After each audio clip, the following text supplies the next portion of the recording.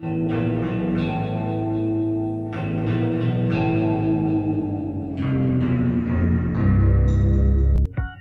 it is about 2:30 in the afternoon. You are scheduled to be executed tomorrow morning at 7 o'clock, kid. I won't kid you to say that it's something that I feel that I'm in control of or something that I've come to terms with, because I haven't. For the record, you are guilty of killing many women and girls.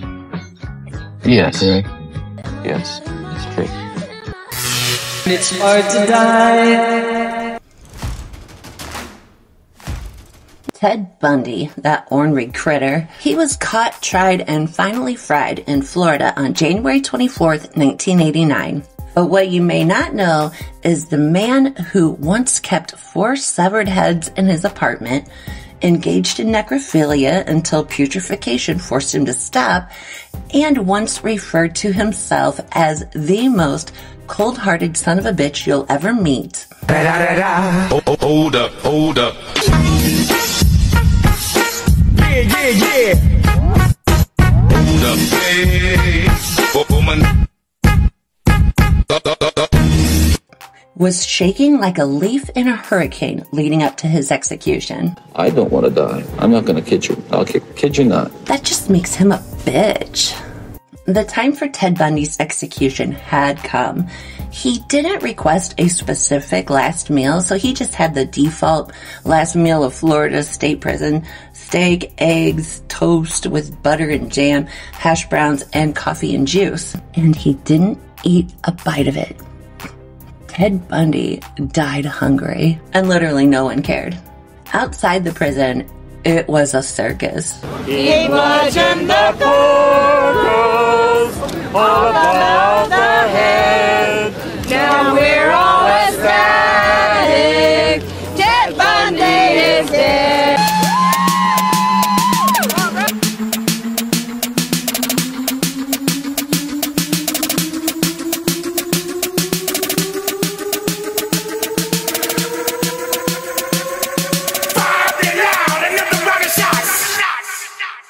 Turn down for what? Turn down for what?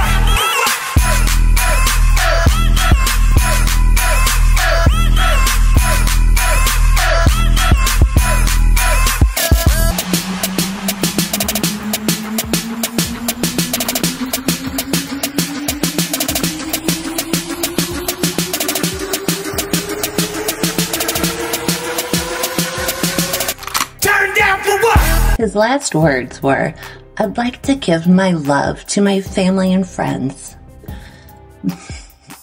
Bundy's final words serve as a powerful reminder of the human side of even the most notorious criminals. Everyone has their own unique story, and even amidst unthinkable acts, there's always room for love and compassion. No, I'm kidding. No one liked Ted Bundy, except maybe his mom. And Carol Ann Boone, the woman he married during his trial, and his legions of bad boy obsessed fans, which are discussed further in that video right up there. I really expected more from Bundy. Some witnesses at Bundy's execution say that Bundy was calm, cool, and collected on the way to the electric chair. Some witnesses say that he was having a come apart like a poorly constructed Jenga tower. But whether he showed it or not, he was scared. And that could explain why his words were as poetic and captivating as a sloth on a treadmill. Bruh. But stick with me, they definitely get better. When you break it down.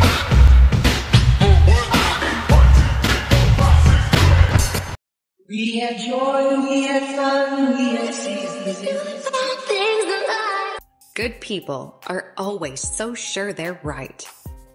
Barbara Graham, also known as Bloody Babs, she was a convicted killer back in the 1950s. She did have a rough start in life, and she was mixed up with some shady stuff with some pretty shady people, but things got real for her when she had been busted for the robbery and murder of 64-year-old widow Mabel Monahan. Then she became one of the rare ladies to face the gas chamber in California. Now, her story has been the focus of books, movies, and debates about justice and capital punishment. Probably because she had some fairly deep last words. Now, Barbara was a quick-witted and intelligent woman, no doubt about it. Her final words hit deep. They're a thought-provoking commentary on the nature of good and evil. She is highlighting the arrogance of those who believe that they are always right, when in reality, that line gets blurred, and maybe the people that are judging her, killing her in fact, have done things just as bad or even worse than she has. Although her and some friends did home invade and cruelly murder an old lady living alone. That's pretty bad. So maybe shut up, Babs. But the hills that we climb were just seasons of crime. Hoorah for anarchy! This is the happiest moment of my life. /S. Born on April 15, 1836, George Engel was a key figure in the Chicago labor union scene. He was also an anarchist, so no one was really shocked when he was accused of involvement in the Haymarket Square incident. He maintained his innocence because he was innocent. There was no evidence directly linked to George Engel. Actually, he was at home just chilling and playing cards. So when he was accused of being involved in the violence, he was like, what? But the cops and the prosecution, they didn't care. The media got everybody all in a kerfluffle over anarchy and workers' rights. So weird. He was charged and convicted of conspiracy for the death of 7 police officers who were killed at the Haymarket incident. Then he was sentenced to death. He stood by his claim of innocence, and he chose not to seek clemency from the governor like his other co-defendants did. Even when they were strapping that noose around his neck, he was still spouting off slogans like a boss. That is some next-level dedication right there. So here's to George Engel, the card-playing, accused of conspiracy, but just hanging out with his anarchist friends, wrongly convicted, wrongly executed, clearly everybody sucks but him, union organizer who was wronged by a hysterical jury and a biased judge. I mean, that man was 50 years old, and in 1886, that's like being 700 in 2024. You know that he did not want any of that mess. Years later, the trial would be characterized as a notorious miscarriage of justice, and Haymarket Square would become a turning point in workers' rights. Bit late for George, though. I was the black sheep of the family. Hurry it up, you Hoosier bastard. I could kill a dozen men while you're screwing around. Another serial killer who thinks they're the hero of their own story. Carl Panzram, born on June 28, 1891, is the ultimate definition of mean. Since the day he was born, ice cold, no regrets. Next level, nasty and cruel. You name it, he did it, and he did it with a chilling disregard to human life. Carl was not about that redemption arc. Having no problem self-snitching, he confessed to everything in prison. He went down for SA, he was a chomo. During his career, he assaulted over 100 boys and men. They put that dog down on September 5th, 1930 at the United States Penitentiary, Leavenworth, Kansas. Now, it's unclear if Panzram's use of the word Hoosier meant someone from Indiana or the less common meaning of someone who's kind of a bumpkin, kind of rural. Either way, the guy that you're hanging is telling you that you're taking too long. Now, is that too much bureaucratic red tape, or did old Pan just want to yell at someone one more time before he was hanged? There is so much weirdness to this next one. There's a lot of conspiracy theories, and I'm not really a conspiracy theorist, but there's stuff. We can't get into it now, but there's stuff. You tried to teach me right from You wrong. can't explain it. What can I say? It's complicated. Think of something cool. Tell them I said it. Timothy McVeigh was the mastermind, maybe, of the April 19th, 1995 bombing of the Alfred P. Murrah Federal Building in Oklahoma City, Oklahoma. 168 people were killed, many of them children. His last words were not so much his last words, but a poem called Invictus by William Ernest Henley that he requested be distributed amongst the media. The last line of the poem reads, "I am the master of my fate. I am the captain of my soul." I appreciate the self-determination and the resilience in that line, but Tim, the executioner was the master of your fate. But that's our Tim, a story of determination and resilience with a healthy dose of crazy. Am I out of my head? Am I out of my mind? I wish that we could both be there. How's this for a headline? French fries. Clever. I love a good combination of dark humor and puns. James French, born around 1936, no one really knows for sure, in Illinois. Now, he was already in prison for killing Frank Boone, who was a motorist who kindly picked him up while he was hitchhiking. Now, James really wanted the death penalty, but he didn't get it. He got life instead. And eventually, as you do, he grew tired of prison life, and because he thought his cellie, Eddie Lee Shelton, was stupid, he decided to take him out, and he thought that would earn him his coveted death sentence. I mean, Jim, I get it, the heart wants what it wants, but do you have to be such a dick about it? Now, French was a pretty smart guy. He went to college, and according to the Oklahoma newspaper, he was even a published author. He wrote a book called We about criminal compulsion. He would know. But it is a shame that his life took that path. Stars we could reach were just starfish on the beach. I did not get my SpaghettiOs, I got spaghetti.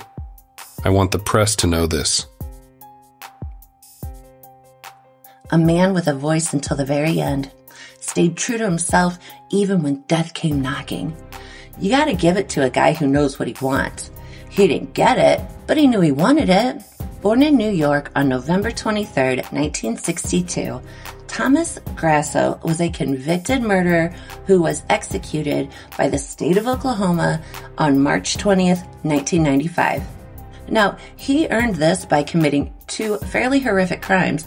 First, in December of 1990, he strangled an 87-year-old woman named Hilda Johnson. And if that wasn't enough, he went on to murder an 81-year-old man named Leslie Holtz in New York in July of 1991.